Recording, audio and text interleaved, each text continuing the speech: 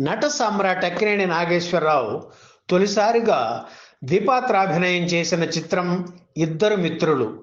ఇందులో అక్కినేని చెల్లెలు మీనా వేషాన్ని పేరున్న నటితో కాకుండా ఓ కొత్త నటితో వేయిస్తే బాగుంటుందని నిర్మాత దుక్కిపాటి మధుసూదన్ రావు అనుకున్నారు. కొత్త నటి కోసం పేపర్లో ప్రకటన కూడా ఇచ్చారు. చాలా ఫోటోలు వచ్చాయి. కానీ దుక్కిపాటికి ఎవరూ నచ్చలేదు. ఒకసారి దర్శక నిర్మాత ఎల్వి ప్రసాద్తో ఈ విషయం చెబితే తెనాలి నుంచి ఒక అమ్మాయి ఫోటోలు పంపించిందంటూ వాటిని దుక్కిపాటికి చూపించారు ప్రసాద్.